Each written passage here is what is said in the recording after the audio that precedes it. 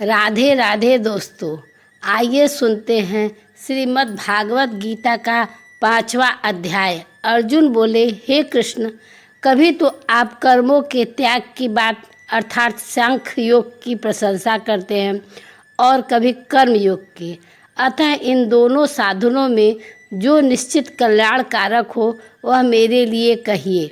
भगवान बोले, सांख्य योग और कर्म योग ये दोनों ही श्रेष्ठ हैं, परंतु इन दोनों में भी सांख्य योग की अपेक्षा कर्म योग श्रेष्ठ है। कर्म योग श्रेष्ठ क्यों है भगवान? हे महाभागो, जो किसी भी राग और द्वेष नहीं करता वह कर्म योगी नित्य ही सन्यासी जानने योग्य है, क्योंकि द्वंद्वों से रहित होने से वह सुखपूर्वक संसार बंधन से मुक्त हो जाता है। आपने कहा कि दोनों श्रेष्ठ हैं, तो क्या दोनों ही फल प्राप्ति में कोई भेद नहीं है? वे समझ लोग ही सांख्य योग और कर्म योग को अलग अलग फल वाले कहते हैं, पंडित बुद्धिमान लोग नहीं, क्योंकि इन दोनों में से किसी एक में भी स्थित होने पर साधक दोनों के फल को प्राप्त कर लेता है। अर्थात जो फल सांख्य योग योगी को प्राप्त होता है वही फल कर्म योगी को भी प्राप्त होता है। इसलिए जो सांख्य योग और कर्म योग के फल में एक ही देखता है वही ठीक देखता है। जब दोनों का फल एक ही होता है तो फिर कर्म योग श्रेष्ठ कैसे? हे महाभागो, कर्म योग के बिना अर्थात सिद्धि असिद्धि में सम हुए बिना सांख्य योग का सिद्ध होना कठिन है, परंतु मननशील कर्म योगी शीघ्र ही समरूप ब्रह्मा को प्राप्त कर लेता है। वह कर्म योग से ब्रह्मा को कैसे प्राप्त कर लेता है? इंद्रियों को जीतने वाला, निर्मल अंतःकरण वाला, शरीर को बस में करने वाला तथा संपूर्ण प्राणियों में अपने आप को स्थित देखने वाला कर्म योगी कर्म करता हुआ भी कर्मों से लिप्त नहीं होता, अर्थात परमात्मा को प्राप्त हो जाता है। सांख्य योगी कर्मों से कैसे निर्लिप्त रहता है? सत असत के तत्व को जानकर सत में स्थित रहने वाला सांख्य योगी देखता, सुनता, स्पर्श करता, सूंघता, खाता, जाता, सोता, आता, सांस लेता, बोलता, मल मूत्र त्याग करता, ग्रहण करता, आँखों को खोलता और मीचता हुआ भी इंद्रियां ही अपने अपने विषय में बरत रही हैं ऐसा समझता है और मैं स्वयं कुछ भी नहीं करता हूँ ऐसा अनुभव करके कर्मों में निर्लिप्त रहता है। कर्म योगी और सांख्य योगी दोनों ही कर्मों से निर्लिप्त रहते हैं। ऐसे निर्लिप्त रहने का और भी कोई उपाय है क्या? हाँ, भक्ति योग है। भक्ति योगी आसक्ति का त्याग करके तथा संपूर्ण कर्मों को भगवान में अर्पण करके कर्म करता है। अतः वह भी जल में कमल के पत्ते की तरह पापों से कर्मों से लिप्त नहीं होता। भगवान भक्ति योगी से तो आप में समर्पण का उद्देश्य से कर्म करता है, अतः वह लिप्त नहीं होता, परंतु कर्म योगी किस उद्देश्य से कर्म करता हुआ लिप्त नहीं होता। कर्म योगी शरीर, इंद्रिय, मन, बुद्धि के साथ ममता न करके तथा फलासक्ति से त्याग करके केवल अंतःकरण की शुद्धि के लिए ही कर्म करता है।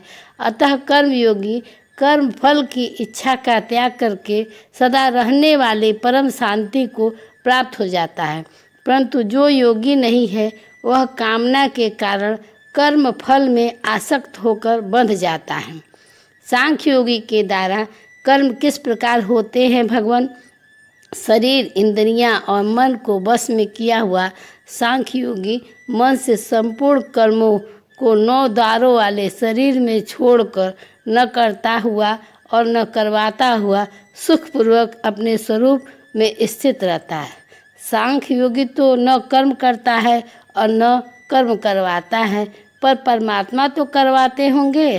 परमात्मा न तो किसी मनुष्य के कर्तापन की रचना करते हैं और न किसी के से कर्म करवाते हैं और न कर्म फल के साथ किसी का संबंध ही जोड़ते हैं। परंतु मनुष्य अपने स्वभाव आदत के अनुसार ही कर्म करते हैं और अपने उन कर्मों का कर्ता मान लेते हैं। फिर कर्म फल के साथ संबंध अपने आप हो जाता है। वे परमात्मा किसी भी कर्तापन आदि की रचना नहीं करते, पर प्राणियों की कर्म फल को तो ग्रहण करते ही होंगे। सर्वव्यापी परमात्मा किसी के भी पाप और पुण्य को ग्रहण नहीं करते, किंतु अज्ञान के द्वारा स्वरूप का ज्ञान ढका हुआ होने से वे जीव मोहित हो जाते हैं, अर्थात अपने को कर्मों का कर्ता और भोक्ता मान लेते हैं, जिससे वह जन्मते और मरते हैं। तो क्या फिर सभी जीव इसी तरह अपने को कर्ता भोक्ता मानकर मोहित होते रहेंगे? नहीं, जिन्होंने ज्ञान का विवेक के द्वारा अपने अज्ञान का नाश कर दिया है, उनका वह सूर्य की तरह ज्ञान उनको कर्तव्य भोग रहित करके परमात्मा को प्रकाशित कर देता है, अर्थात उनको परमात्मा का अनुभव करा देता है। उस परमात्मा तत्व का अनुभव और किसको होता है? जिनकी बुद्धि और मन तदाकार हो रहे हैं, जिनकी स्थिति परमात्मा तत्व में है। ऐसे परमात्मा परायण साधक ज्ञान के द्वारा पाप पुण्य से रहित होकर परमात्मा पद को प्राप्त हो जाते हैं। उनका फिर पुनर्जन्म नहीं होता है। जो परमात्मा प्राप्त हो जाते हैं, उन महापुरुषों का ज्ञान व्यवहार काल में कैसा रहता है? वे तत्वज्ञ महापुरुष विद्या विनय संपन्न ब्राह्मण में और चंडाल में तथा गाय, हाथी और कुत्ते में भी एक समरूप परमात्मा को ही देखते हैं, न कि खान पान आदि व्यवहार से उनके साथ एकता करते हैं। समदर्शी होने से क्या होता है? जिनका मन सर्वथा साम्यावस्था में अर्थात परमात्मा तत्व में स्थित हो गया है, उन्होंने यहीं जीते जी संसार को जीत लिया है, अर्थात वे संसार से ऊंचे उठ गए हैं। कारण कि ब्रह्मा निर्दोष और सम है, इसलिए वे समरूप ब्रह्मा में स्थित रहते हैं। ऐसी साम्यावस्था में स्थित होने का उपाय क्या है? व्यवहार में प्रिय अप्रिय तथा अनुकूल प्रतिकूल परिस्थिति प्राप्त होने पर भी जो हर्ष और सुख नहीं करता, वह मोह रहित स्थिर बुद्धि वाला और ब्रह्मा को जानने वाला मनुष्य परमात्मा में ही स्थित रहता है। यह स्थिति किस क्रम से प्राप्त होती है भगवान? जो ब्रह्मा पदार्थों में आसक्ति नहीं करता, वह पहले अपने आप में स्थित सात्विक सुख को प्राप्त कर लेता है, फिर वह परमात्मा के साथ व्यवहार होकर अच्छे सुख का अनुभव करता है। ब्रह्मा पदार्थों की आसक्ति से कैसे बचे?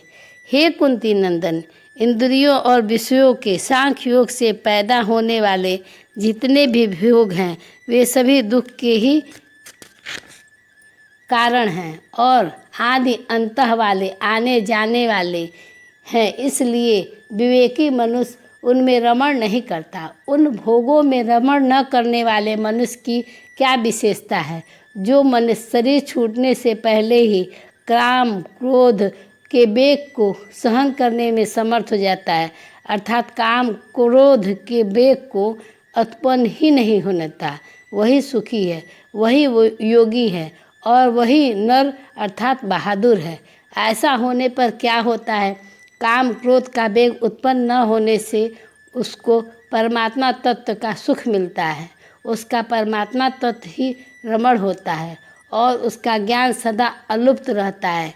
ऐसे ब्रह्म स्वरूप हुआ साधक शांत ब्रह्मा को प्राप्त हो जाता है। वह शांत ब्रह्मा को और कौन प्राप्त होता है? जिनके शरीर इंद्रियां मन बुद्धि बस में है, जिनकी संपूर्ण प्राणियों के हित में रहती है, जिनके मन में सब दुविधाएं संशय मिट गई हैं और जिनके सब पाप नष्ट हो गए हैं, ऐसे विवेकी साधक निर्वाण ब्रह्मा को प्राप्त हो जाते हैं। निर्वाण ब्रह्मा को प्राप्त होने वालों का क्या लक्षण होता है? वे काम क्रोध सर्वदा रहित रहते हैं, उनका मन बस में होता है, वे स्वरूप का साक्षात्कार किए हुए होते हैं। ऐसे सांख्य योगियों को जीते जी और मरने के बाद निर्वाण ब्रह्मा की प्राप्त होता है। यह निर्वाण ब्रह्मा किसी दूसरे साधन से भी प्राप्त किया जा सकता है क्या? हाँ, ध्यान योग से प्राप्त किया जा सकता है। बाह्य विषयों को बाहर ही छोड़ को और अर्थात संपूर्ण विषयों का त्याग करके, नेत्रों की दृष्टि को भौं के बीच में स्थित करके और नासिका के विचरने वाले प्राण अपान को अर्थात रेचक पूरक को समान करके, जिसकी इंद्रियां, मन और बुद्धि अपने बस में है, ऐसा वह इच्छा, भय और क्रोध से रहित मोक्ष परायण साधक सदा मुक्त ही है। और भी दूसरा कोई सुगम साधन है जिससे सब सुगमता पूर्वक मुक्त हो जाए? हाँ, भक्ति योग है, जो मुझमें संपूर्ण लोगों का महान ईश्वर, संपूर्ण प्राणियों का परम सुहृदय, स्वार्थ रहित, दयालु और प्रेमी तथा संपूर्ण यज्ञों और तपों का भोक्ता जान लेता है, दृढ़ता से मान लेता है, अर्थात अपने को कभी भोक्ता नहीं मानता, उसे परम शांति की प्राप्ति हो जाती है। इस प्रकार श्रीमद् भागवत गीता का 5वां अध्याय समाप्त हुआ। जय श्री कृष्ण, जय श्री कृष्ण। ऐसे ही भक्ति से जुड़ी बातों को जानने के लिए हमारे चैनल को सब्सक्राइब करें और घंटी का बटन दबा दें। अगर वीडियो पसंद आए तो उसे लाइक जरूर करें। बाबा भोलेनाथ की कृपा दृष्टि आप पर सदैव बनी रहे। हर हर महादेव की जय।